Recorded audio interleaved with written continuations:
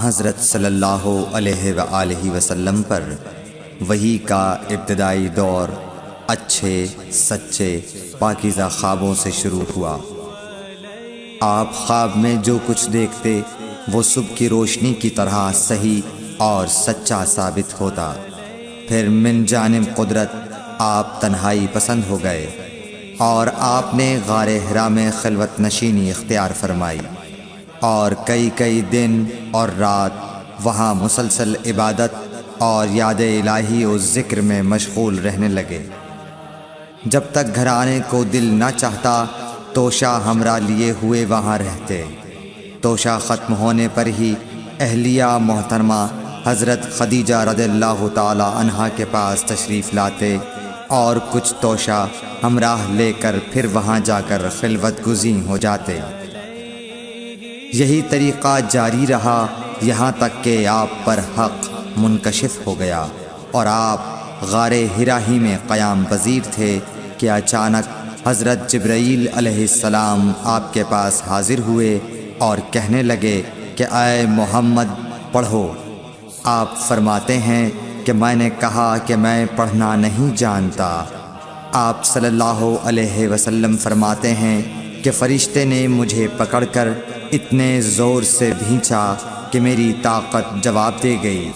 پھر مجھے چھوڑ کر کہا پڑھو۔ میں نے پھر وہی جواب دیا کہ میں پڑھا ہوا نہیں ہوں۔ اس فرشتے نے مجھ کو نہایت ہی زور سے بھینچا کہ مجھ کو سخت تکلیف محسوس ہوئی۔ پھر اس نے کہا کہ پڑھ۔ میں نے کہا میں پڑھا ہوا نہیں ہوں۔ فرشتے نے تیسری بار مجھ کو پکڑا اور تیسری مرتبہ پھر مجھ کو بھینچا۔ پھر مجھے چھوڑ دیا اور کہنے لگا کہ پڑھو اپنے رب کے نام کی مدد سے جس نے پیدا کیا اور انسان کو خون کی پھٹکی سے بنایا۔ پڑھو اور آپ کا رب بہت ہی مہربانیاں کرنے والا ہے۔ بس یہی آیتیں آپ حضرت جبرائیل علیہ السلام سے سن کر اس حال میں غار حرا سے واپس ہوئے کہ آپ کا دل اس انوکھے واقعے سے کانپ رہا تھا۔ آپ حضرت خدیجہ کے ہاں تشریف لائے اور فرمایا کہ مجھے کمبل اوڑھا دو، مجھے کمبل اوڑھا دو۔ لوگوں نے آپ کو کمبل اوڑھا دیا۔ جب آپ کا ڈر جاتا رہا تو آپ نے اپنی زوجہ محترمہ حضرت خدیجہ رضی اللہ تعالی عنہا کو تفصیل کے ساتھ یہ واقعہ سنایا اور فرمانے لگے کہ مجھ کو اب اپنی جان کا خوف ہو گیا ہے۔ آپ کی اہلیہ محترمہ حضرت خدیجہ رضی اللہ تعالی عنہا نے آپ کی ڈھارس بندھائی اور کہا کہ آپ کا خیال صحیح نہیں ہے۔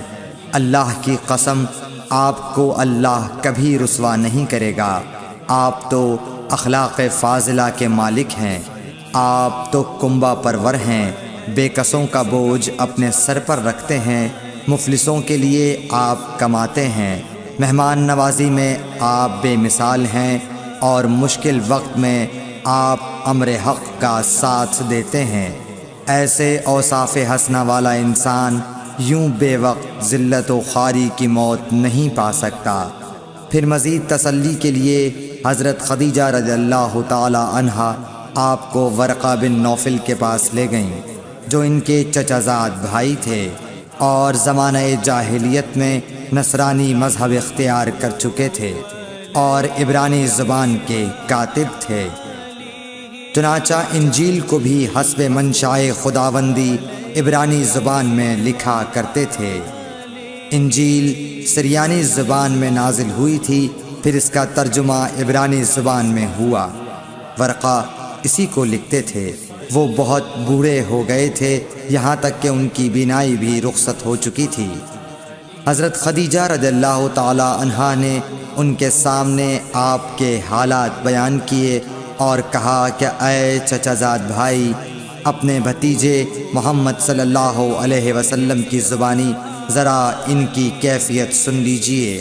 وہ بولے کہ بھتیجے آپ نے جو کچھ دیکھا ہے اس کی تفصیل سناؤ۔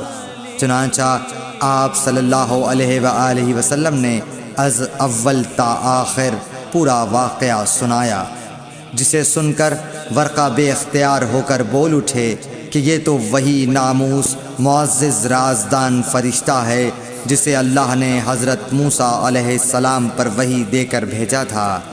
کاش میں آپ کے اس عہد نبوت کے شروع ہونے پر جواں عمر ہوتا، کاش میں اس وقت تک زندہ رہتا جب کہ آپ کی قوم آپ کو اس شہر سے نکال دے گی۔ رسول کریم صلی اللہ علیہ وآلہ وسلم نے یہ سن کر تعجب سے پوچھا کہ کیا وہ لوگ مجھ کو نکال دیں گے، حالانکہ میں تو ان میں صادق و امین و مقبول ہوں۔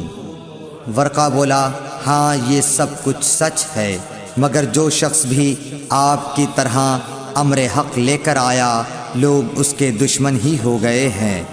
اگر مجھے آپ کی نبوت کا وہ زمانہ مل جائے تو میں آپ کی پوری مدد کروں گا، مگر ورقہ کچھ دنوں کے بعد انتقال کر گئے، پھر کچھ عرصے تک وحی کی آمد موقوف رہی۔